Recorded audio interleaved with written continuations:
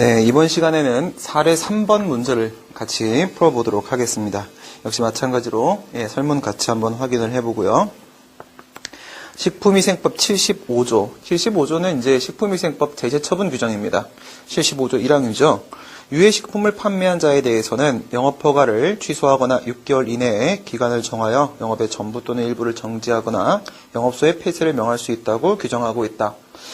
식품위생법 75조에는 제재처분의 종류가 세 가지가 등장을 하고 있고, 하나는 영업허가 취소, 그 다음 영업정지, 그리고 영업소 폐쇄 명령입니다. 영업소 폐쇄가 아니고 폐쇄 명령입니다. 무슨 말이냐면 영업소 폐쇄는 직접 강제입니다. 의무이행 확보 수단으로서 직접 강제가 영업소 폐쇄고, 영업소 폐쇄 명령, 여기서 이제 하명이죠. 이렇게 세 가지 제재처분 규정을 두고 있습니다. 그런데 이제 각 지역 간의 제재처분의 불균형이 문제가 되자, 그럴 수 있죠.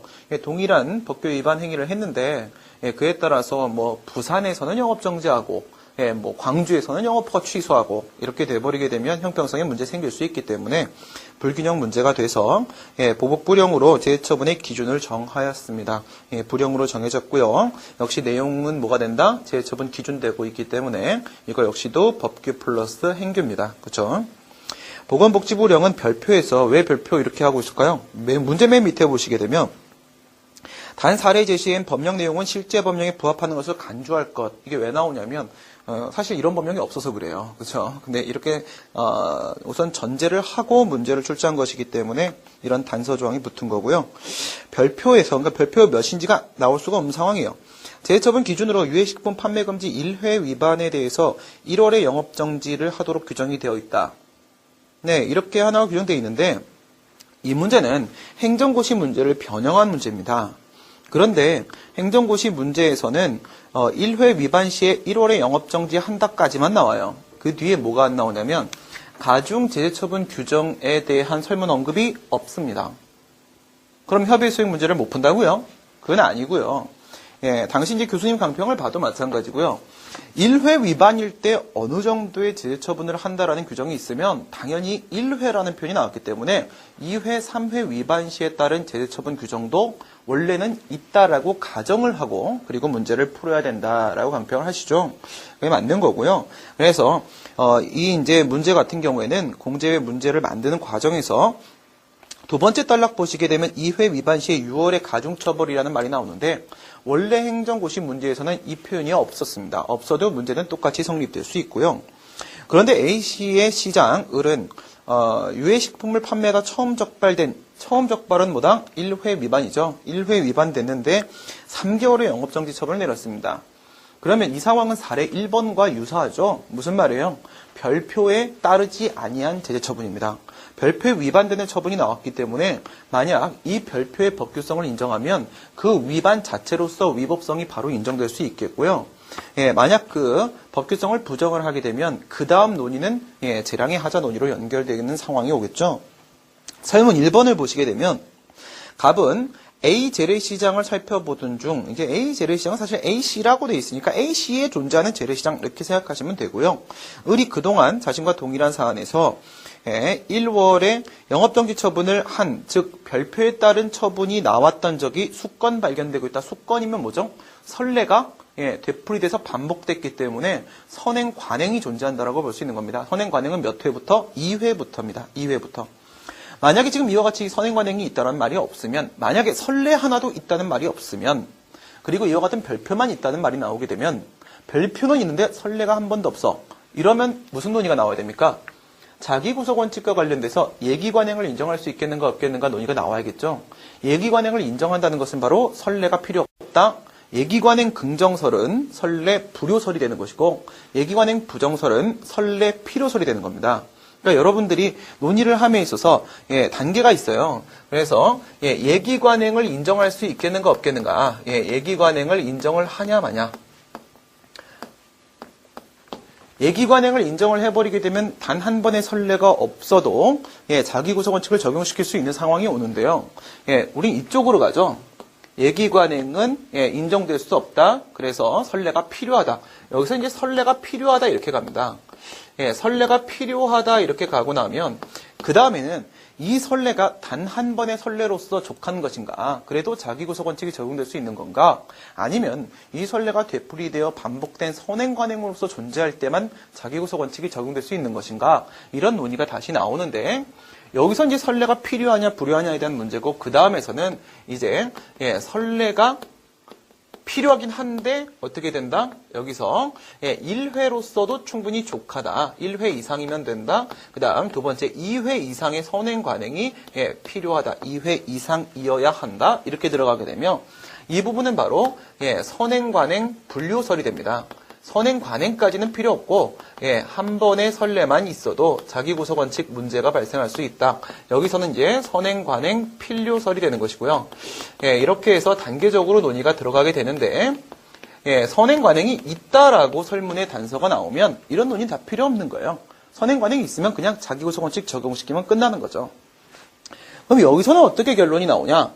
예기 관행을 인정할 수 있냐 없냐에 대한 문제에서는 이쪽이야 이쪽이야라는 논의가 나오는 건데 여기서 선행 관행이 필요해 안 필요해 이 부분에서는요. 이쪽이야 이쪽이야라는 논의가 나오는 것이 아니라 새로운 결론이 도출이 됩니다. 이 부분에서는 어떻게 결론이 도출이 되냐면 여기서는 이와 같은 선례가 만들어진 근거로서의 재량준칙이 있냐 없냐를 보는 겁니다. 재량준칙이 있을 때만 선례가 만들어지는 건 아니죠. 재량준칙이 없어도 선례는 만들어질 수 있습니다.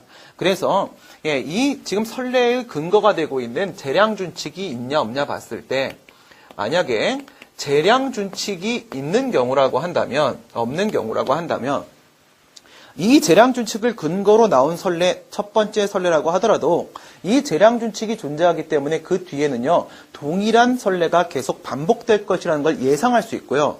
그렇다면 재량준칙이 있을 때는요, 선행관행은 필요 없습니다. 분류설, 한 번의 선례로서 충분히 가능한 것이고, 재량준칙조차 없는, 밑도 끝도 없는 선례였다라고 하게 되면, 이때는 최소한 반복돼 줘야 된다라는 결론으로 이렇게 연결이 됩니다. 그런데 지금 같은 경우에는 이미 선행관행 수건이라고 했기 때문에 이런 문제는 다 필요가 없어지게 되고요. 바로 자기구속 원칙 들어갈 수 있습니다. 이에 갑은 자신에 대한 3월의 영업정지 처분은 위법하다고 주장을 하는데 이건 무슨 주장이에요? 자기구속 원칙 위반이라는 주장이죠. 타당한 주장인 것인가 라고 물었는데 실제 행정고시 문제에서는 지금과 같은 선례나 선행관행에 대한 언급, 즉 자기구속 원칙에 대한 논점은 없었습니다. 이 문제는 원래 뭐였냐면 지금 이와 같이 한 번 위반하면 1월에 영업정지라고 되어 있는데 어디서 시행규칙에서 그게 되어 있는데 3월에 영업정지를 했습니다. 그리고 문제는 어떻게 들어가냐면 여기에 대한 영업정지 처분, 3개월 영업정지 처분에 대한 취소를 제기함과 동시에 무엇까지도 손해배상 청구까지 동시에 제기했을 때 양쪽에 있어서의 모두 인용 가능성을 논하시오라고 해서 인용 여부 끝까지 다 논의를 해달라고 요구를 했던 건데요. 이 문제를 조금 단순화시키고 새로운 자기구속 원칙 논의를 포함시켜서 만들어진 문제가 지금 이 공제의 문제라고 볼 수가 있겠고요. 그래서 이제 설문 1번 같은 경우에는 자기구속 원칙이 이제 핵심 논점이 되는데 이 문제에 대해서 제가 이의를 제기하도록 하겠습니다. 무슨 이의를 제기하냐면 보세요. 타당한 주장인가라고 돼 있어요.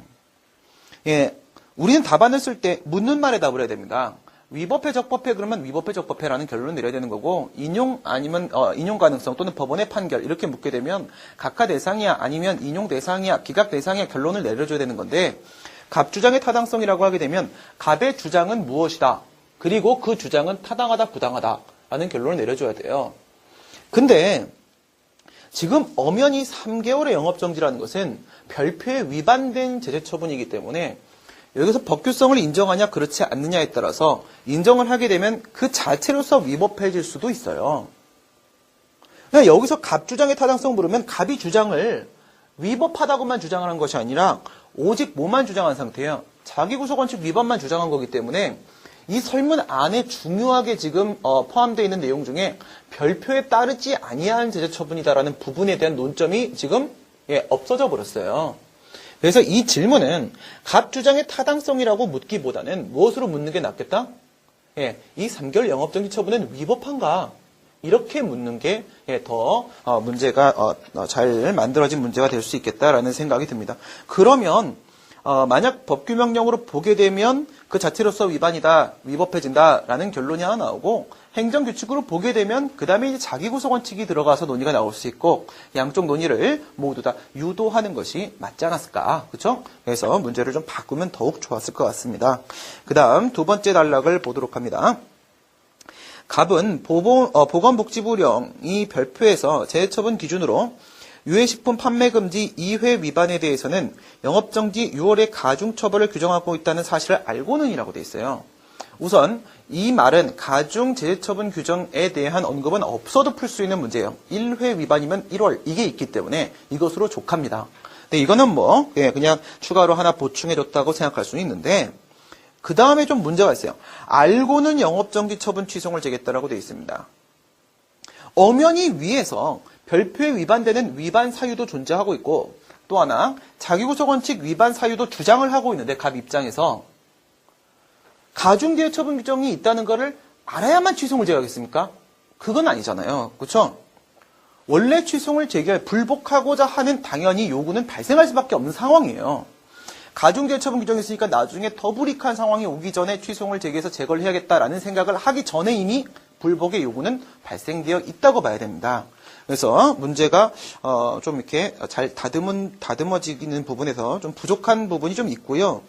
영업정지 취소를 제기하였는데 취소 진행 도중에 영업정지 기간이 도과되었다. 동시에 갑이 판매한 식품은 유해하지 않다는 식품의약품안전청의 최종 조사 결과가 나오게 됐다. 이렇게 돼 있는데요. 우선 가장 쉽게 눈에 띄는 또 문제점이 이거예요. 식약청에서 유해식품이 아니라고 지금 판명됐다라는 말은 없어도 돼요. 왜냐하면 위에서 어떤 식으로 보든지 간에 법규명령으로 보든 별표를 아니면 행정규칙으로 보든 어떻게 가든지 간에 위법해질 거예요. 위법해질 것이기 때문에 유해식품이 아니라는 것은 지금의 영업정지 처분이 위법하다라는 얘기인데요. 그렇죠? 이 단서가 없어도 문제를 풀 수 있습니다. 이건 빠지는 게 맞겠죠. 그러면 이건 왜 포함됐을까요? 교수님한테 혼날 것 같습니다, 이제. 이거는 뭐냐면 원래 행정고시 문제 이런 게 있습니다. 유해식품이 아니라는 판명이 있었다라는 말이 있어요. 근데 거긴 뭐가 없냐면 이 자기구속원칙 위반이라는 말이 없어요. 알겠죠? 선례라는 것이 없었습니다. 당시 문제에. 그러니까 별표를 법규명령으로 보면 지금의 영업정지 처분이 위법해지지만 행정규칙으로 보게 되면 특별히 위법해질 사유가 없어요. 그러니까 위법해질 수도 안 위법해질 수도 있는 상황이기 때문에 그 뒤쪽에서 국가배상 논의를 끌어가기 위해서 국가배상의 인용 가능성을 물었으니까 위법성 단서를 주려고 유해식품 아니라는 판명이 있었다라는 말이 나온 거예요. 여기서 선례가 존재했다, 선행관행이 있었다, 자기구속원칙 위반에 따른 위법성 사유가 충분히 있다라는 상황을 여기서 설정을 해줬으면 최종 결과 이런 표현은 빠지는 게 맞다는 거죠.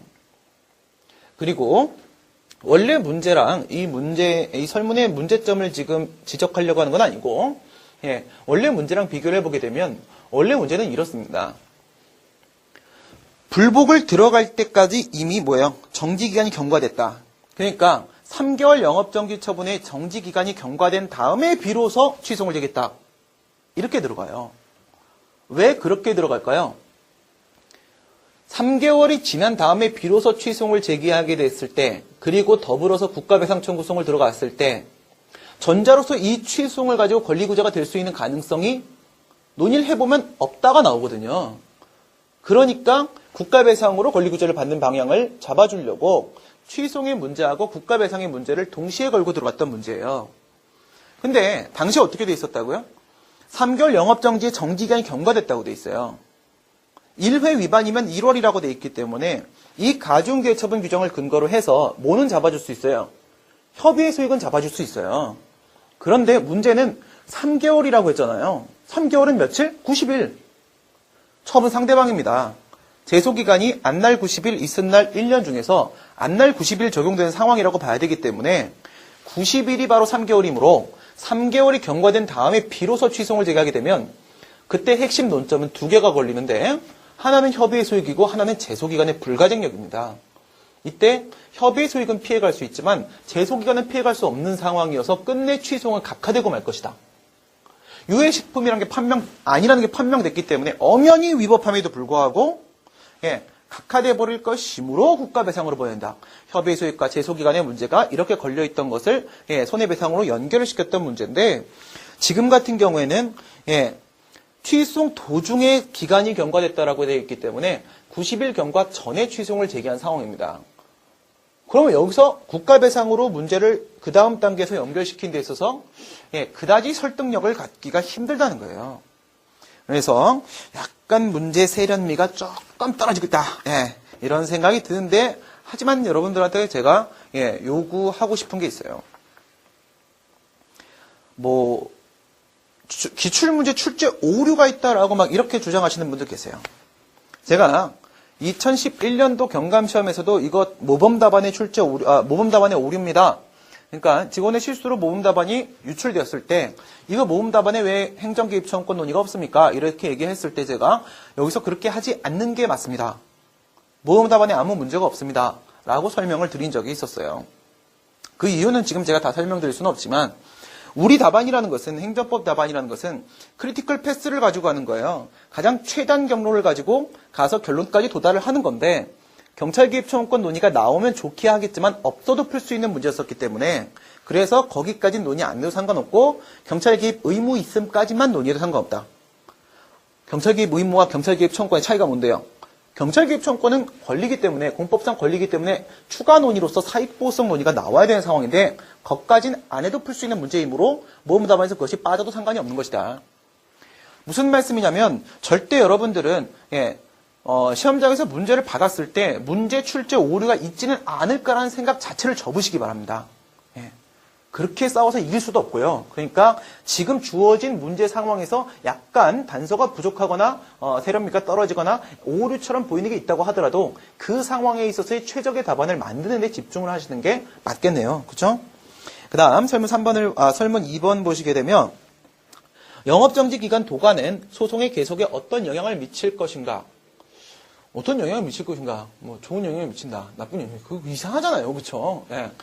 법원의 판결은 이렇게 묻는 게 좀 더 세련됐겠죠. 그래서 법원의 판결을, 그러면 결론이 각하는 아니다. 여기는 제소기간이 안 걸리기 때문에 상황이 어떻게 해요? 협의 소익 문제만 걸릴 거고, 가중기회처분 규정을 근거로 해서 협의 소익이 인정될 수 있으므로 법원은 각하 판결을 할 것이 아니라 본안 판단을 하는 것이 맞다. 이렇게 결론을 낼 수 있도록 법원의 판결은 이렇게 묻는 게 더 좋겠다는 생각이 들고요. 그럼 네가 쓰지 그랬니? 뭐 이렇게 생각을 하실 수도 있는데, 예. 뭐 아시는 분은 아시는 대로, 예, 개정에 개입을 하긴 했는데 기존의 문제는 개입을 하지 않습니다. 네. 나중에 보다 보면은, 예, 제가 만든 문제들을 다수 접하게 되는데, 그때는 답안을 이렇게 비판하지 않습니다. 예, 좋은 답안입니다. 그렇죠? 네. 설문 3번. 갑이 영업정지 처분 취소를 포기하고 별도로, 예, 이 포기하고, 이거 정말 중요한 문제예요. 포기하고. 그러니까 2010년도 사법시험 문제를 보시게 되면 국가배상 청구 소송과 관련돼서 무슨 얘기가 나오냐면 공작물 이전 명령, 토지 인도 명령에 대한 문제 행정행위를 하나 잡아주고 나서 취소를 제기했는데, 예, 청구 기각 판결이 나왔다. 이때 국가배상 청구 소송은 이렇게 들어가면 앞에 전소로서 취소해서 이미 결론이 나온 부분이 있기 때문에 이미 결정된 결론, 선결된 문제와 그 다음 후소의 국가배상 사이에 있어서 선결된 것과의 관계, 기판력 문제, 선결관계 논의가 나오는데, 이게 설문 4에 깔리면서 설문 3에는 뭐가 있냐면요, 예, 취소이라는 언급이 없는 상태에서 그냥 국가배상 청구송을 물어버려요. 위법성 심사 가능성. 이렇게 되면 앞에서 선결한 것이 없기 때문에, 예, 선결 문제가 발생합니다. 구성요건적 효력. 앞에서 전수해서 뭐 기각 판결이니 인용 판결 결론이 나왔으면 선결 관계 논의가 나옵니다. 해서 선결 문제와 선결 관계는, 선결 문제는 뭐랑 관련된 문제예요? 예, 자기구속 원칙 얘기였군요. 예. 선결 문제하고 여러분들이 이제 선결 관계하고 이렇게 한번 보시게 되면, 예, 전소가 있다. 전소가 뭐로 등장하느냐? 항고소송으로 이렇게 등장을 합니다. 그리고 나서 후소가 있다. 여기서 후소가 무엇으로요? 예, 국가배상 청구소송으로, 국배소로 이렇게 등장을 합니다. 이렇게 했을 때 첫 번째 상황은 뭐냐면, 첫 번째 상황은 이게 바로, 예, 선결 문제가 걸리는 상황이에요. 선결 문제. 이때는 전소가 없고 그 다음에 국배소만 있고, 이렇게 들어가면 선결 문제 논의가 나와야 되는 거고요. 그 다음 두 번째, 선결 관계 논의가 나오는 상황은 전소와 후소가 모두 나오는 상황인데요. 선결 관계는 전소도 있고 그 다음에 후소도 있고 이렇게 되는 거죠. 사실 여기서 이걸 후소란 말할 수는 없죠. 항고소음과 국배소에서 국배소만 있다 이런 상황이 되는 건데 이 선결 문제는 뭐 때문에 이루어지는 거냐면 이것은 행정행위 때문에 나오는 것이고요.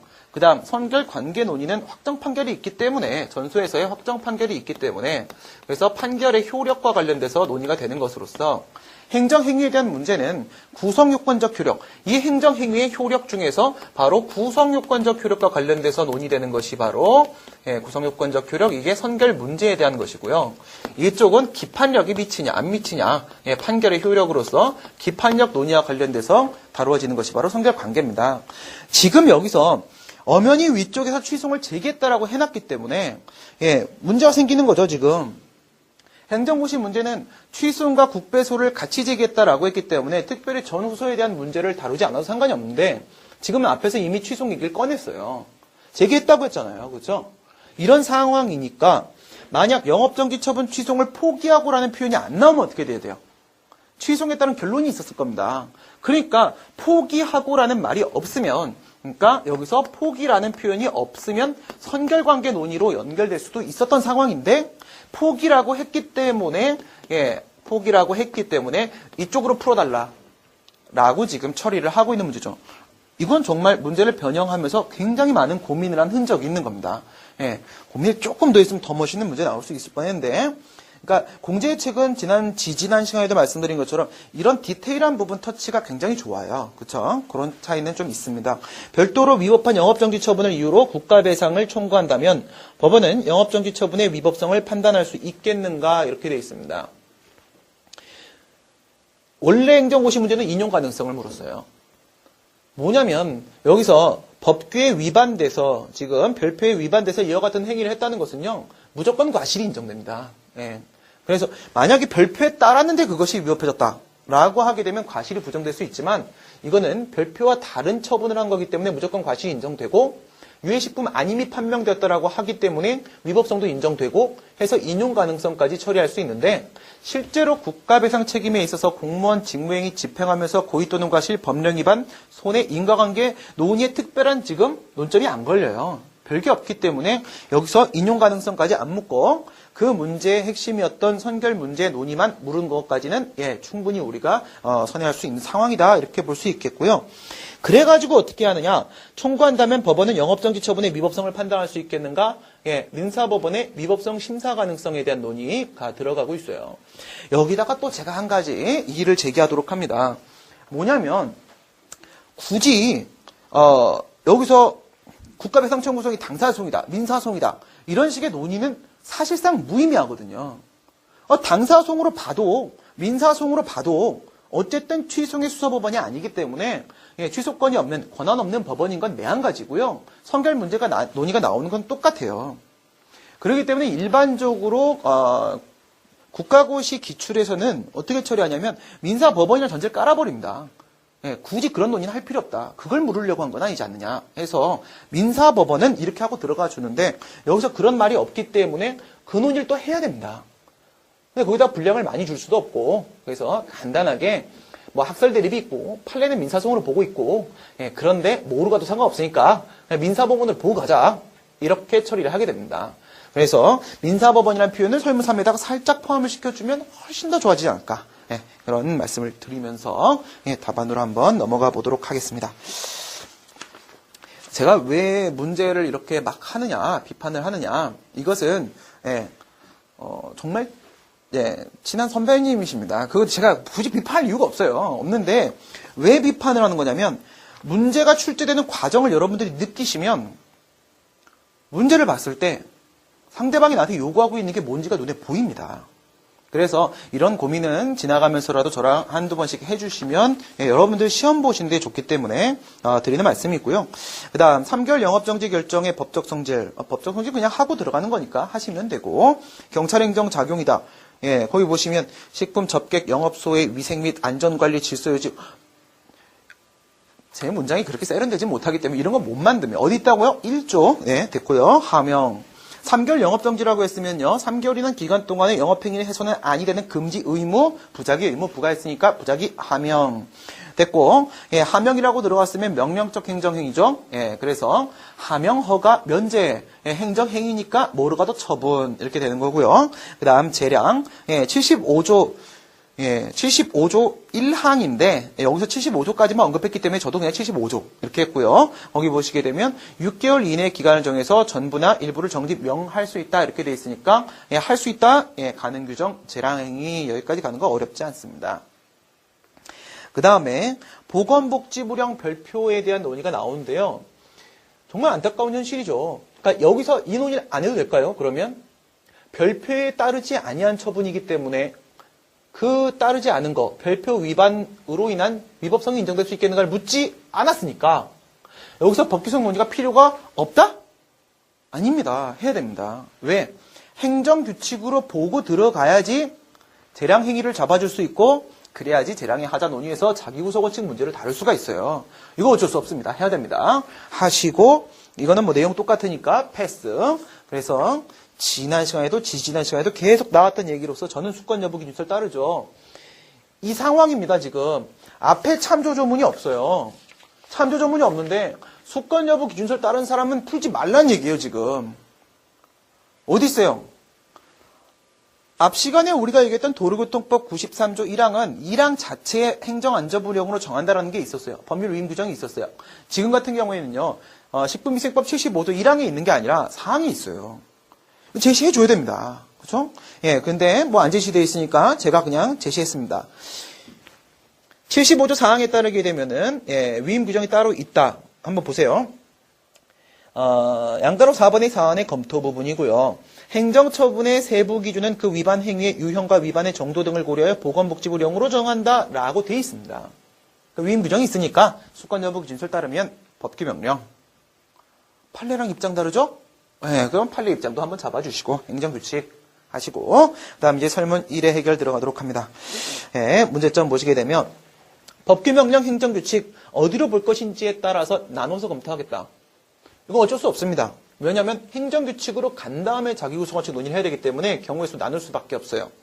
그리고 지금 갑이 주장한 것이 수권의 선례가 있다라고 얘기하기 때문에 자기구속원칙이 위법성 문제로서 핵심적으로 제기된다라고 처리하고 들어갔고 2번 별표를 법규명령으로 보는 경우 이거 뭐 매 시간 나왔던 비슷한 상황이죠. 대외적 규범력이 인정되고 재판 규범성이 인정되고 이렇게 들어가서 이제는 뭐가 됩니까? 기속행위 되죠. 그죠? 기속행위 되고 별표에 위반된 처분이었기 때문에 이렇게 보면 위법인데 이걸 안 물어봤어요. 이걸 물어봤어야죠. 어떻게 물어보면 된다? 그 처분은 위법한가? 이렇게 물었으면 되는데 이걸 안 물어봐서 예, 괜한 논의인 것처럼 보이지만 또 안 할 수는 없고 그 다음에 행정규칙으로 보는 경우 그러면 이제 재량행위로 남게 된다. 자기구속원칙 위반에 대한 논의를 들어가자. 예, 자기구속원칙 여러분 조심하셔야 될 게 있습니다. 신뢰보원칙이나 부당결부 금지원칙이나 평등원칙이나 이런 것들은 다 뭐죠? 헌법적 효력을 가지고 있는 일반 원칙입니다. 그래서 법률이나 법규명령이 평등원칙이나 아니면 비례원칙이나 신뢰보원칙이나 이런 것들에 위반되면 위헌인 법률이다, 법률조항이다 말할 수 있어요. 하지만 자기구속원칙은 사실 뭐예요? 이거는 법률적 효력을 가지고 있는 불문법이기 때문에 예, 법률조항이 여기 위반된다고 위헌 이렇게 말할 수는 없어요. 예, 그래서 자기구속원칙은 뭐에서만 다뤄지는 것이다? 재량의 하자에서만 다뤄지는 겁니다. 알겠죠? 재량의 하자에서만 논의되는 것이 바로 자기구속 원칙이다. 그렇게 조심을 해주셔야 되고요. 그러면 이 비슷한 상황에서 만약에 법률조항이나 법률이 위반되는 부분이 생기면 어떡하냐? 그런 거 안 생기고요. 예, 생기면 뭘로 처리해요? 평등원칙 처리하시면 됩니다. 그래서 김동희 교수님 같은 경우에는 자기구속 원칙이라는 표현을 안 써요. 전부 평등원칙 처리합니다. 선례가 있어도 평등원칙 그래놓고 나가서 맨 뒤에 자기구속 원칙이라고도 한다. 맨 끝에 그 한마디 하고 그냥 끝나요. 예, 별다른 차이가 없어요. 왜 차이가 없을까요? 이따가 그런 얘기 나오긴 하는데 자기구속원칙이 신뢰보원칙에서 도출된 법원칙일까 아니면 평등원칙에 도출된 것일까 라는 문제가 있죠. 신뢰보원칙에 도출됐다라고 보게 되면 무슨 말 하는 거예요? 사실 선례가 있었잖아요. 나도 저 선례대로 해줄 것 같아 라고 신뢰를 했다. 이렇게 생각하면 신뢰보원칙에서 자기구속원칙이 나왔다라고 주장을 해볼 수도 있어요. 그것이 아니라 이전에 제3자와의 차별 문제다. 이렇게 평등원칙이 나왔다고 말할 수도 있어요. 하지만 자기구속원칙은 이름에서 보시게 되면 스스로 구속되는 겁니다. 스스로 구속되는 것이기 때문에 뭐가 필요 없어요? 상대방의 역할이 필요 없습니다. 상대방의 역할이 필요 없다면 상대방이 선례를 인식을 하고 그걸 신뢰를 하고 그런 과정이 다 필요 없어요. 그렇기 때문에 신뢰보원칙에서 나왔다고 말할 수 없어요. 이건 평등원칙에 나오는 건데 또 여러분들 그 DNA가 얼마나 똑같은지 한번 보세요. 평등원칙의 위반 요건 한번 생각해 보시고요. 그 다음 자기구속원칙의 위반 요건 한번 비교를 해보세요. 재량의 하자 측면에서만 볼게요. 같은 선상에 올려놓고 재량의 하자 측면에서 보시게 되면 첫 번째 재량 행위여야 됩니다. 재량 행위여야 됩니다. 두 번째 비교가 가능하기 위해서는요. 동종의 사안이어야 됩니다. 동종의 사안이어야 됩니다. 세 번째 차별이 발생했어야 됩니다. 차별이 발생했어야 됩니다. 네 번째 평등원칙은 뭐가 없어야 돼요? 합리적 차별 사유가 없어야 됩니다. 합리적 차별 사유가 없이 이렇게 들어가야 되고 자기구속원칙의 경우에 있어서는요. 제3자에 대한 선례 이렇게 들어가요. 그러니까 나머지 세 개는 똑같죠. 똑같은데 왜 마지막 것만 달라지는데 이 마지막 거가 달라지는 건 사실 어떻게 되는 거예요? 이거와 이거의 관계는 이렇게 포함되는 거예요. 그렇죠? 선례 쪽도 역시 합리적 차별 사유가 없다라는 문제 중 하나이기 때문에 이게 포함이 되는데 이게 더 크고 이게 더 작은 개념이기 때문에 실은 자기구속원칙에 대한 문제를 평등원칙에 대한 문제로 처리해도 상관은 없어요. 다만 여기는 뭐가 들어갑니까? 여기는 이런 게 들어가는 거예요. 시간적 선후관계. 선례라고 했기 때문에 시간적 선후관계에 있어서의 비교 문제로 들어갈 때는 자기구속원칙, 그게 아니면 이렇게 같은 시간대에서 논의할 때는 평등원칙 이렇게 들어가요. 그러니까 시간적 선후관계가 있으면 뭐부터 생각해야 돼요? 특별원칙인 자기구속원칙부터 생각하는 거고요. 평등원칙, 그러니까 선례 이런 표현 나오면 무조건 자기구속원칙이에요. 그러니까 여러분한테 문제가 나올 때는요. 거의 대부분이 자기구속원칙 문제로 출제된다고 생각하시면 되고요. 평등원칙 문제를 성립시키는 게 쉽지가 않아요. 그래서 평등원칙 문제가 있긴 있습니다. 지금까지 기출문제 중에 한 번 있었어요. 그래서 평등원칙보다는 먼저 뭐부터 의심하세요? 자기구속원칙부터 의심하시면 돼요. 그 다음에 내려가 보시면 인정근거에서 방금 말씀드렸던 주관적 신뢰 문제로 볼 건가? 신뢰보원칙의 도출. 객관적 차별방지 문제로 볼 것인가? 평등원칙의 도출. 학설은 대립이 있고요. 이때 말씀드린 대로 자기구속원칙은 차별에 대한 문제고 상대방의 역할이 필요가 없으니까 신뢰라는 문제가 개입되지 않고요. 그 다음 또 이런 거 있죠. 자기구속원칙의 한계라는 게 있어요. 한계, 그렇죠? 한계 두 개가 아니라 한계. 신뢰보원칙에서도 신뢰보원칙 적용 요건 있고 한계 있고 그래요. 국가배상에서는 어떨까요? 국가배상 책임의 인정요건 7가지를 모두 충족해도 피해 국민이 만약 공무원이면 책임이 인정 안 되죠. 앞에 있는 7개 뭐가 돼요? 적극적 요건. 뒤에 있는 공무원이다 아니다 이건 뭐가 돼요? 소극적 요건. 그렇죠? 적극적 요건은 모두 다 충족했을 때 그에 따른 효과가 발생을 하는 것이고요. 소극적 요건은 그 중에 하나만 성립돼도 효과가 바로 발생을 합니다. 이 한계는 바로 소극적 요건이에요. 소극적 요건. 그래서 우리 신뢰보원칙 얘기할 때도 적용 요건 모두 다 5가지 충족을 해도 한계에 걸려버리게 되면 신뢰보원칙 위반이 아니에요. 이렇게 하죠. 여기서 자기구속원칙에도 그런 식의 한계가 있어요. 소극적 요건이죠. 소극적 요건으로서 한계가 첫 번째 장소적 한계라는 것이 있고 그 다음 두 번째 적법성 한계라는 것이 있고 그 다음 세 번째 시간상 한계라는 것이 있습니다. 자세한 내용은 논점 강의를 참조해 주시기 바랍니다. 근데 여기서 뭘 기억을 하시냐면 이거요. 앞에 존재했던 선례가 위법한 선례인 경우에 있어서는요. 스스로 구속되면 돼요, 안 돼요? 안 되지. 왜? 앞에 게 위법한데 스스로 구속되면 영원 무궁토록 위법한 짓만 해야 돼. 그렇죠? 그건 불가능한 일이죠. 그래서 적법성의 한계라는 논의는 뭔데요? 자기구속원칙은 위법성을 받아들일 수 없어요. 체질적으로다가. 신뢰보원칙은요. 합법성 희생을 수반하는 게 90%입니다. 신뢰보원칙과 자기구속원칙은요, 만나면 이건 뭐야? 인연이 아닌 거예요. 그쵸? 궁합이 안 맞습니다. 그래서 평등원칙에서 왔다라고 보는 게 맞다 이거고요. 적용요건, 방금 말씀드린 대로 재량행위, 동종에서 한 차별 발생, 그 다음에 선례 이렇게 있는데 한 개도 안 어려워. 그쵸? 앞에서 검토했을 때 우리 영업정지처분 재량이라고 했어요. 패스. 동종해산. 나와 똑같은 사안이라고 설문에 나왔어요. 패스. 그 다음 차별 발생. 쟤는 1월이고 난 3월이에요. 그쵸? 차별 발생. 패스. 선례 수건이 있다고 했습니다. 선행관행 존재예요. 패스 끝. 자기구속원칙 위반에 따른 위법성이 인정되겠죠? 하지만 갑의 주장은 타당하냐라고 물었어요.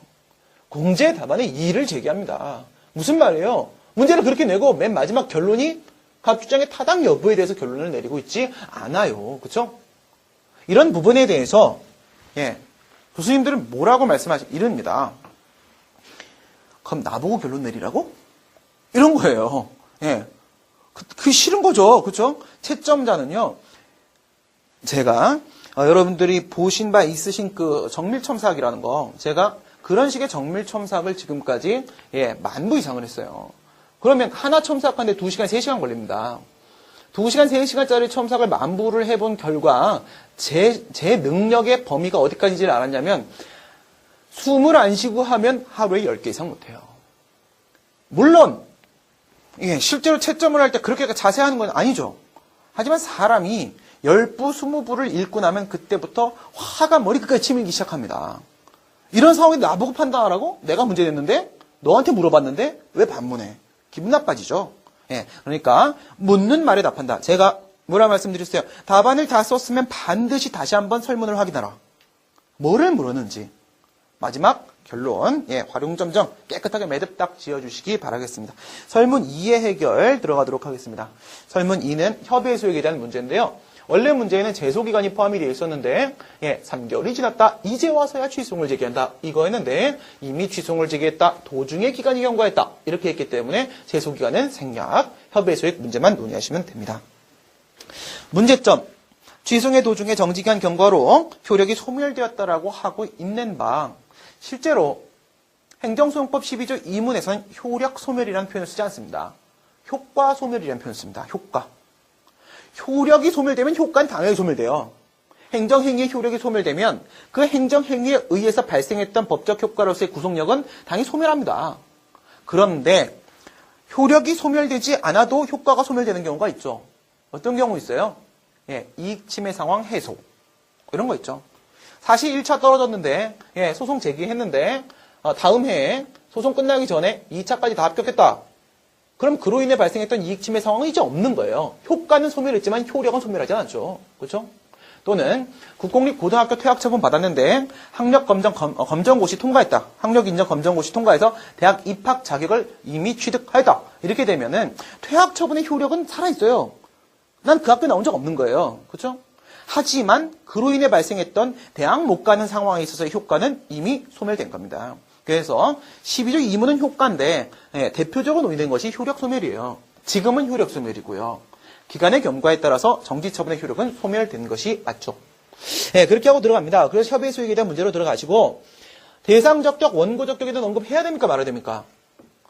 공제책에 이의를 제기 몇 번을 그만할게요. 이 말이 없어요. 이러면 안 돼요. 대상 적격과 원고 적격과 협의 소액은 합쳐서 소의 이익입니다. 소의 이익인데 그냥 우리 대상 적격을 뭐라 부릅니까? 권리보호 자격이라고 부릅니다. 권리보호 자격. 권리보호 자격은 뭔데요? 재판의 결과에 따라서 권리 변동을 초래할 수 있는 사안이어야 한다라는 것이고 재판의 결과에 따라서 권리 변동을 초래한다는 것은 이쪽으로 초래하면 행정행위는 이쪽으로 초래하고 있었어야 되거든요. 그 때문에 처분성 논의를 하는 겁니다. 자세한 내용은 논점 강의를 참조해 주시기 바랍니다. 우리가 사례를 풀다 보면 너무 자세한 얘기까지는 다 드리긴 힘들어요. 그래서 대상 적격에서 우선 생각해 보세요. 처분성이 인정돼요. 처분성이 인정된 다음에 처분의 직접 상대방이 아니라 처분상 제3자인 경우에 있어서 사익보호성 관련돼서 제3자 소송에서 원고 적격 문제가 생깁니다. 그게 처분이 아니면 원고 적격 논의까지 들어가지도 않아요. 그리고 나서 주관적인 소의 이익 측면에서의 원고 적격이 인정이 돼도 그러니까 위법성을 주장하고 취소를 구할 수 있는 자격이 인정이 돼도 현실적으로 재판이 필요하지 않은 상황이 발생할 수 있어요. 그래서 그 다음 논의가 바로 구체적, 현실적 필요성에 대한 문제로서 협의의 소익 논의가 들어간다는 거예요. 그러니까 어떻게 되는 거냐면 이렇게 되는 거란 말이죠. 만약에 대상 적격에 대한 문제가 있다. 칸을 이렇게 한번 나누어 보도록 합니다. 이렇게 했을 때 이것이 바로 대상 적격, 이것이 바로 원고 적격, 이것이 바로 협의의 소익. 이렇게 된다면 처분성이 인정되는 경우와 부정되는 경우에서 이 부분이 대상 적격이 인정이 돼요. 그리고 나서 이렇게 한 다음에 이 부분이 원고 적격이 인정이 되고, 그리고 나서 이렇게 한 다음에 이 부분이 협의의 소익이 인정이 돼서 그러면 이 부분만 소의 이익이 인정이 되는 거예요. 요만큼만. 알겠죠? 그래서 협의의 소익에 대한 논의를 하기 전에 당연히 대상 적격과 원고 적격에 특별한 문제가 없다는 말을 하셔야 됩니다. 알겠죠? 그래서 그 얘기를 제가 포함을 시켜놓은 상태고요. 19조와 12조 1문에 있어서 협의의 소익 들어가시게 되면 분쟁을 해결할 만한 구체적 이익 현실적 필요성이 있냐, 권리보호 필요성 문제죠. 들어가시고 법적 근거 12조 1문까지 제가 포함시킨 이유가 뭔데요? 비교해야 되거든요. 그쵸? 뒤에서 핵심적으로 1문과 2문을 막 비교를 해야 되니까 1문도 같이 보여드렸습니다. 여기서 뭐가 문제가 되는지 한번 볼까요? 12조를 읽어요. 취소응은 처분 등의 취소를 가해 법률상 이익이 있는 자가 제기할 수 있다. 여기서 법률상 이익 밑줄, 그 다음에 놈자자죠. 그놈 자에다 밑줄. 여기서 1문 끝나고 2문 들어가 보세요. 처분 등의 효과가 기간의 경과 처분 등의 집행 그 밖의 사유로 인해서 소멸된 뒤에도 그 처분 등의 취소로 인해서 회복된 법률상 이익 밑줄, 놈자 밑줄. 12조 2문도 사람이라고 했어요. 그럼 원고적격 문제 아니겠는가? 12조 2문도 이런 주장 나올 수 있다. 12조 1문도 2문도 둘 다 법률상 이익이라고 했다. 같은 12조에서 법률상 이익이 다른 법률상 이익은 아니지 않는가라는 주장 나올 수 있다. 행정소송법 12조의 제목이 뭐예요? 원고적격이다. 그래서 12조 2문도 원고적격이고 법률상 보호이익이고 이런 주장이 나올 수 있는데 이게 바로 판례 입장이에요. 그런데 우리는 그걸 따르지 않죠. 그럼 여기 제목이 원고적격이 나와야 돼요. 그렇죠? 이 문제가 협의의 소익 문제라면 12조 2문을 협의의 소익설에 따라서 검토를 하는 것이 더 낫겠죠. 그렇죠? 협의의 소익 처리해 보도록 합니다. 협의의 소익 문제는 여러분들이 머리꼬리 아프지 않으려면 먼저 부인 사유 주로 논의되는 거 3개 툭툭툭 던지세요. 그 다음 예외적 인정 사유 2개 툭툭 던지세요. 그리고 곱하기 해보면요. 3 곱하기 2에 6가지 상황이 나올 수 있는데 그 중에 하나가 걸릴 겁니다. 알겠죠? 그래서 효력의 소멸, 이익 침해 상황, 해소, 원상회복, 불가 중에 지금은요. 기간 경과에 따른 효력의 소멸 쪽에 걸려요. 그럼 문제가 발생돼요. 그리고 뭘로 해결되는 거예요? 두 번째 보시게 되면 부수되는 이익하고 가중제처분 규정이라는 2가지 예외 사유가 발생해요. 그 중에 가중제처분 규정에 걸리는 거예요. 그래서 부인 사유의 1번과 그 다음 예외 사유의 2번이 연결돼서 문제가 만들어질 겁니다. 그 다음 페이지에 보시게 되면 법률상 이익의 의미와 인정 범위, 협의의 소익에 대한 문제를 법률상 이익에 대한 논의를 한 번에 가는 경우도 있어요. 그렇게 처리하시는 분들이 계시거든요. 이런 부분들에 대해서 답안을 어떻게 쓰는 게 좋을까요? 이렇게 질문이 나오면 저는 그런 게 참 예민해요. 사실 좀 이상한 놈이어서 내용보다 답안을 어떻게 쓰는 게 좋을까? 여기 집중돼 있어요, 머리가. 그래서 그래? 그럼 어떡할까? 그래서 제가 3년 전에 뭘 했었냐면 학생들이 그런 질문을 하는 부분들이 몇 개 있어요. 부간의 독립쟁송, 독립취소 가능성 쪽에서 답안 어떻게 쓰는 게 좋을까요? 협의의 소익 쪽에서 답안 어떻게 쓰는 게 좋을까요? 이런 문제들 제기를 하면 그러면 학생들이 제일 많이 보는 책, 교수님 교과서 10개 딱 비교해 보여드리겠습니다. 해서 비교를 딱 해줘요. 이 책은 이렇게 논리 전개했고 이 책은 이렇게 정했고 표현은 이렇게 조금씩 다른데 비교를 해보게 되면 어느 게 가장 논리적이고 어느 게 가장 보기 좋나요? 이게 맞아요? 그냥 학생이 맞아요. 그럼 이제부터 그렇게 답 쓸게요. 이렇게 들어온 게 이 2단계 논의예요. 이렇게 들어가시면 여러분들이 논리 전개하는 게 훨씬 더 수월하고 전달력도 훨씬 더 높아요. 그래서 보시면 보통 대부분 다른 쪽도 그래요. 행정법 답안에서는 의미 인정 범위 이렇게 들어가요. 의미 인정 범위 또는 의미 존부. 예를 들어서 거부행위 처분성 논의하면서 여러분들 신청권 얘기 들어가면 신청권의 의미가 뭐야? 대상적격 쪽의 문제야, 원고적격 쪽의 문제야, 본안판단 쪽의 문제야. 그리고 이렇게 논의를 해서 판례처럼 대상적격 쪽의 문제야 하고 들어가면 전부 들어갑니다. 전부 들어가고 이것은 일반적 추상적 응답 신청권으로서 법규상 신청권, 조리상 신청권, 법규상은 법규 명문, 법규 해석. 그럼 결국 법규 명문, 법규 해석, 조리상 신청권 중에 단계적으로 검토해서 걸리면 있는 거고 안 걸리면 없는 거고. 없는 경우는 없어요. 그래서 이렇게 논의를 하는데 의미 인정 범위 또는 의미 존부. 대체로 이런 식으로 논의를 하기 때문에 여기도 같이 왁구를 맞춰주시는 게 여러분 생각하기도 편하시고요. 들어가 보도록 합니다. 그러면 의미를 보시게 되면 이거 원고적격이야, 협의소이익이야? 이거죠. 이거 법률상 이익이 법률상 보호이익이야? 아니면 협의소이익에 대한 문제로 봐서 위법 확인의 정당한 이익이야? 확인 소송처럼 처리하는 거죠. 그래서 어느 쪽으로 가는 것이 맞겠는가? 이렇게 하는데 사실 여기 보시면은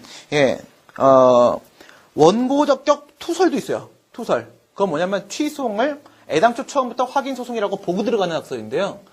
그것까지 설명을 하고 제가 끌고 다녔더니 학생들이 곤란해하더라고요. 그래서 안 써도 감점 안 돼요. 그래서 두 개로 갑니다. 입법 과오, 입법 비과오 이렇게 들어가는 거. 입법 비과오라는 것은 뭔데요?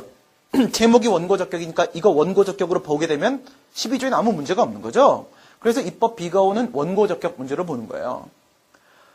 아, 이거 협의의 소용 문제인데 왜 원고적격 안에 들어있는 거야? 잘못된 거 아니야? 이렇게 하면 입법 과오 문제가 되는 거예요. 그렇죠? 어느 쪽으로 표현하셔도 상관없습니다.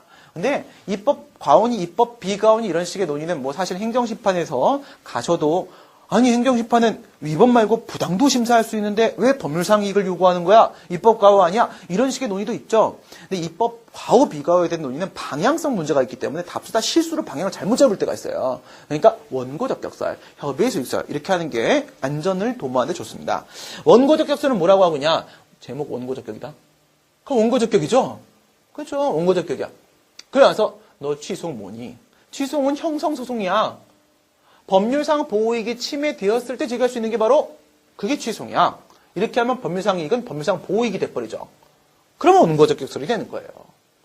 이렇게 딱 해버리게 되면 12조 1무는 처분의 효력이 있을 때를 전제로 하니까 일반적인 원고적격 규정이 되고 12조 2무는 처분의 효력이 없을 때가 포함되고 있으니까 예외적인 원고적격 규정이 되고 이렇게 봐주는 거예요. 그러니까 행정소송법에는 협의의 수익 조항은 없는 거예요. 이렇게 보면. 그리고 그렇다고 협의 수익이 세상에 없는 건 아닙니다. 당연히 종합적으로 도출된다라고 보는 거예요. 근데 12조는 다 원고적격이야. 원고적격에는 일반 규정, 예외 규정 다 있어. 이렇게 하는 거고 협의 수익서를 따라가 보면 어떻게 되는지 한번 보세요.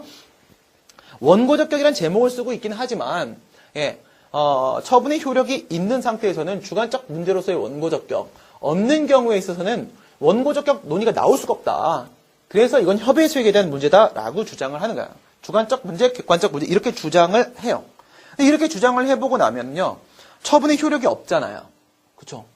처분의 효력이 없으면 12조 2문 쪽의 상황은 더 이상 형성소송 상황이라 볼 수가 없어요. 그러니까 이걸 확인소송 상황이라 보는 거죠. 그러니까 원래는 처분의 효과가 소멸하게 되면 각하시키는 게 맞는데 예외적으로 유지를 시켜주고 계속시키고 있기 때문에 계속적 확인 소송이다 이런 식으로 봐주는 거예요. 독일처럼. 이렇게 주장하는 학설이 협의의 수익설이에요.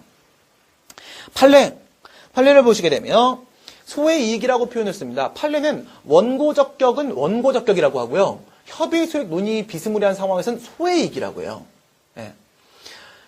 12조 소정의라고 했으면요. 정해진 바 전체 1문, 2문 모두 포함이에요. 그러니까 1문과 2문을 구별하지 않겠다는 겁니다. 구별하지 않겠다고 했으면 1문과 2문 쪽에 있는 법률상 이익이 뭔지를 한쪽으로 통일을 시킬 텐데 뭐라고 했냐? 직접적 구체적 이익이라고 했습니다. 이거 여러분들 12조 1문에서 원고적격 논의할 때 직접적 구체적 이익 이 코어로 뭐라고 배웠습니까? 법률상 보호이익이라고 배웠어요. 그렇죠? 그러니까 판례가 12조 소정 쪽도 직접적 구체적 이익이라고 했으면 12조 소정 쪽도 법률상 보호이익이라고 본 거고 그 말씀은 바로 이문도 법률상 보호이익이라고 본 거예요. 그러니까 이거는 원고적격으로 보면서 법률상 보호이익으로 봤기 때문에 원고적격설의 입장을 취한 것이 너무나도 분명합니다. 검토 들어가시게 되면 아니 처분의 효력이 소멸됐는데 국민의 법률상 보호이익 즉 권리가 침해되는 경우가 어디 있습니까? 있으면 하나만 좀 보여주세요. 이거 만약 그렇게 12조 2문제 법률상 보호이익이야. 그래, 원고적격을 부르는 것까지 내가 100번 양보하겠다. 그런데 법률상 보호이익으로 봐버리게 되면 적용되는 경우가 없는 규정이 돼버려요. 그럼 이건 뭐예요? 완전 무의미한 규정이 돼버리거든요. 12조 2문이. 그러면 이거 입법 과오로 다시 또 넘어가게 돼요. 이거 입법 비과오야 라고 하고 가면 그러니까 입법 과오야. 이렇게 끝난단 말이에요. 그러니까 이건 협의의 소익에 대한 문제, 위법 확인의 정당한 이익에 대한 문제로 보는 것이 맞다. 근데 판례는 항상 저랑 이렇게 입장을 달리하다가도 마지막에는 결국 제 입장으로 오게 돼 있어요. 어쩔 수 없어요. 왜? 선각자가 누구냐 이거죠. 그렇죠? 그러니까 여러분들 자기완결적 신고에 대한 수리거부의 처분성과 그에 대한 집행정지에 대한 문제. 제가 항상 수리거부 처분이라고 주장하고 다녔잖아요. 벌점부가도 처분이라고 주장하고 다녔잖아요.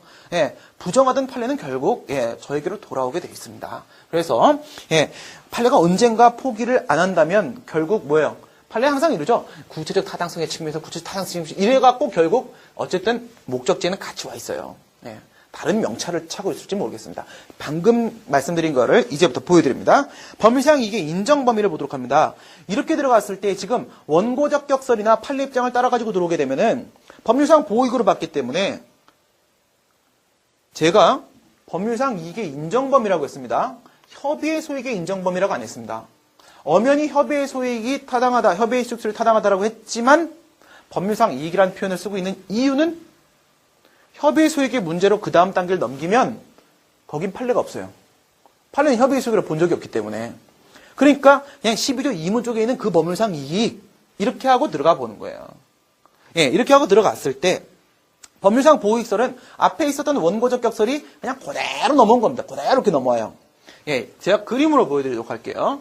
어떤 식으로 처리를 하는 거냐면 12조 2문에 있는 법률상 이익에 대한 논의를 어떻게 끌고 들어가느냐.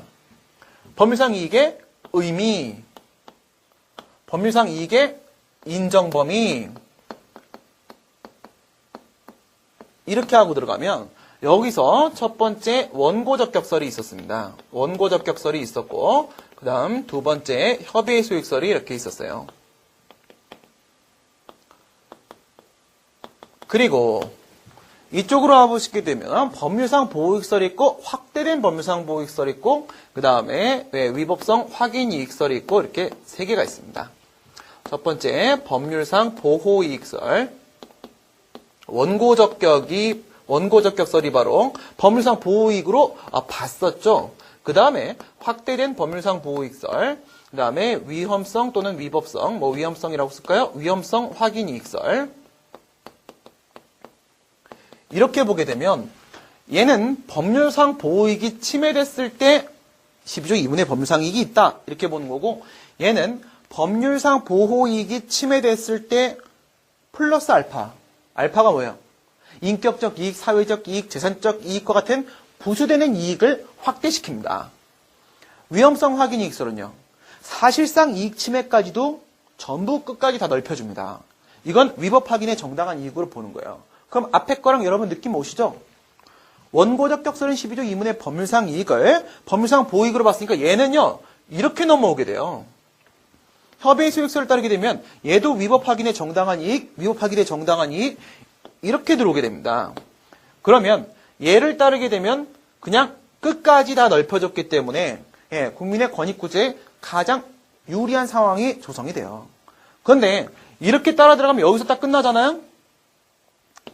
그러면 행시 기출문제 여러분들 한번 생각해 보세요. 지방의회 의원에 대한 제명 의결 처분이 있었는데 제명 의결 처분에 대한 취소를 제기했는데 중간에 뭐가 돼요? 임기 만료. 공무원에 대한 파면 처분이 있었는데 파면 처분에 취소를 제기했는데 중간에 어떻게 돼요? 정년 도달. 이렇게 했을 때 판례가 뭐라고 하나요? 옛날엔 판례가 종래 판례 인정을 안 하다가 최근에는 인정을 하고 있죠. 지방의회 의원에 대한 문제라고 한다면 과거에 명예직으로 봤을 때, 명예직. 제가 옛날에 정치를 했었는데 참 웃기죠. 별짓을 다 하고 다닌. 근데 그때는 명예직이었어요. 진짜 재밌었어요. 그게 구의원들한테 인사를 가야 되거든요. 그러면 지하철에서 일을 하다 보면 인사를 딱 가면 의원이 아니에요. 만나보면 깡패님들이시세요. 우리 동생 왔나? 이렇게 하시거든요. 저게 의원이야? 이렇게 생각되면 이제 뭐 잘해주시니까 고맙긴 한데 애매한 분위기가 나오죠. 그렇죠? 그 당시는 뭔데요? 유급제화 되기 전 2005년도 유급제화 되기 전 단계에서의 명예직이었죠. 그때까지 판례가 뭐라고 했냐면 의원직이 상실되는 것은 그거는 권리 침해에 대한 문제가 따로 없다. 그래서 임기가 만료되게 되면 그냥 각하시켰어요. 지금은 뭐라고 하나요? 지방의회 의원들 같은 경우에 뭐 대체로 한 구의원 정도 하면은 연봉 한 5천 정도? 그 정도 받아요. 월정 수당이 나오잖아요. 그렇죠? 유급제가 된 다음에 월정 수당을 받을 수 있냐 없냐가 달라질 수 있기 때문에 언제부터 언제까지? 제명 의결 처분 나온 시점부터 임기 만료 시점 사이에 만약 이게 6개월이다. 6개월 동안 받을 수 있었던 월정 수당을 못 받게 되잖아요. 재산적 이익 문제가 생기죠. 공무원에 대한 파면 처분 문제라고 하면 파면 처분이 나온 시점부터 정년 도달하는 시점까지 요 사이에서 뭐를요? 급여 청구권에 대한 문제가 생긴단 말이죠. 그래서 이런 식의 뭐를 인정하는 거예요? 부수되는 이익. 보세요. 판례가 여기였어요. 판례가 여기였는데 이렇게 넘어왔다가 부수되는 이익 쪽 관련돼서는 어떻게 들어갑니까? 이만큼 확대를 시킵니다. 그리고 이제 보는 판례를 한번 볼까요?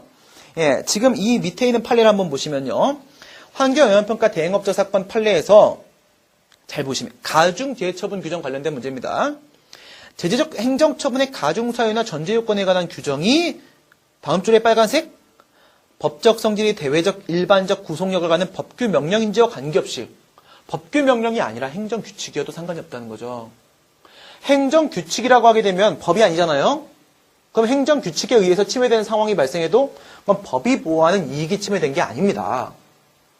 근데 그거랑 상관없이 관할행정청이나 담당 공무원 이를 준수할 수밖에 없기 때문에 그 규칙, 행정규칙에 정해진 바에 따라서 행정작용이 이루어질 것이 당연히 예견되고 선행처분을 받은 상대방이 그 처분의 존재로 인해서 가중제처분 규정에 따라서 장래받을 불이익 이것은 구체적 현실적인 문제라고 볼 것이기 때문에 이걸 제거할 필요성으로서 뭐가 소의 이익이 있다라고 봅니다. 지금 뭐라고 했냐면 법률상 보호익설에 따르게 되면 법이 보호하는 이익이 침해됐을 때만 소의 이익을 인정, 12조 2문의 법률상 이익을 인정해야 됩니다. 법이 아니라고 했습니다. 행정규칙이라고 했어요. 그렇죠? 그렇기 때문에 어디까지 넓힌 거예요? 여기까지 넓힌 거예요. 결국 판례는 여기는 뭐랑 관련돼서 원고적 격서를 따라 와놓고 나서 부수되는 이익과 관련돼 가지고는 여기까지 넓히고 그 다음 가중제재처분 규정, 가중제재처분과 관련돼서는 여기까지 이렇게 넓혀주고 있는 상황입니다. 결국은 뭐 얘랑 다를 바가 없는 상황이 오는 거죠. 그죠? 이렇게 해서 고집은 버리지 않고 가서 이러는 거죠. 가서 이렇게 해갖고 여기까지 내려주고 있다. 이런 현상은 왜 발생하고 있는 걸까요? 이건 사실 이런 문제예요. 법규 명령과 그리고 행정규칙을 한번 비교를 해보도록 하겠습니다. 행정입법이라는 것은 형식적 의미의 행정이고 실질적 의미의 입법이죠. 행정기관이 법을 만들어요. 그걸 우리가 국가기관이 만들었을 때 명령이라 부릅니다. 이 명령 중에서 외부적 관계에서 법적 규율성이 인정되는, 즉 법규성이 인정되는 놈을 명령은 명령인데 법규 명령이라 부르고 그게 인정되지 않는 놈을 우리가 행정명령이라 부르는데 그 행정명령이 우리가 통상 말하는 행정규칙입니다. 이때 법규명령과 행정규칙에 있어서의 법규명령 그리고 행정규칙에 있어서의 그 구속력의 범위를 한번 보시게 되면 이런 차이를 우리가 발견을 할 수가 있는데요. 법규명령 그리고 행정규칙 했을 때 내부적 구속력과 외부적 구속력, 즉 대외적 구속력 그리고 내부적 구속력, 외부적 구속력, 내부적 구속력, 외부죠, 외부 이렇게 했을 때 법규성은 뭐라고 말했냐? 법규성이라는 것은요, 대외적 구속력 인정과 동시에 재판규범성이 인정된다. 이렇게 했죠? 대외적 구속력이 인정됩니다. 그리고 내부적 구속력은 당연히 인정됩니다. 얘 같은 경우에는요, 이게 인정 안 되고 뭐만 인정돼? 내부적 구속력만 인정이 됩니다. 그런데 무슨 말씀이냐? 공무원의 법령 준수 의무는 법규 명령뿐만 아니라 행정규칙도 다르지 않습니다. 공무원이 준수를 해야 되는 것은요, 이 부분에 맞춰져 있다 이거예요. 이 부분에 초점이 맞춰져 있기 때문에 그것이 법규 명령이어도 행정규칙이어도 공무원은 따를 수밖에 없다. 따를 수밖에 없으니까 그에 따른 장래 불이익 발생은 당연히 예견되는 것이다라는 말이 나올 수 있다 이겁니다. 그래서 검토 권리구조 차원에서 또 앞에서 우리가 협의 질서를 따라왔으니까 끝까지 넓히자. 이때 제가 팁을 하나 드리도록 합니다. 만약에 문제가 부수되는 이 문제가 나왔을 때는요. 생략하세요. 생략. 두 개만 비교하세요. 괜찮아요. 그 다음에 만약에 문제가 지금처럼 가중기회처분 규정 문제가 나왔을 때는요. 뭘 생략하면 돼요? 이거를 생략하세요. 두 개만 비교하시면 돼요. 알겠죠? 이렇게 하셔도 상관없다. 왜? 판례는 그쪽 판례만 제시할 거니까. 알겠죠? 그래서 이렇게 들어가게 되면 결국 설문에서 2회 위반하게 되면 6월에 영업정지를 한다라는 가중처벌 규정을 두고 있기 때문에 그래서 이것을 근거로 하여 어떻게 된다? 협의 소익이 인정될 수 있다 이거죠. 이렇게 끝나서 결국 어떤 영향을 미치냐? 그러니까 사실 보세요. 법원의 판결은이라고 한다면 설문 2 해결 맨 끝에서 두 번째 줄 보시면 법원은 영업정지 기간의 도과를 이유로 소송을 각하할 것이 아니라 본안 판단을 해야 될 것이다. 이렇게 끝나면 정말 깔끔한데 어떤 영향을 미칠 것이냐라고 했기 때문에 아무 영향도 미치지 않는다. 이렇게 해야 돼요. 좀 구차하죠. 그렇죠? 그래서 질문을 법원의 판결로 이렇게 물으면 훨씬 좋았지 않았겠는가 이런 생각이 들고요. 그럼 우리 잠시 쉬었다가 설문 3번으로 들어가도록 하겠습니다.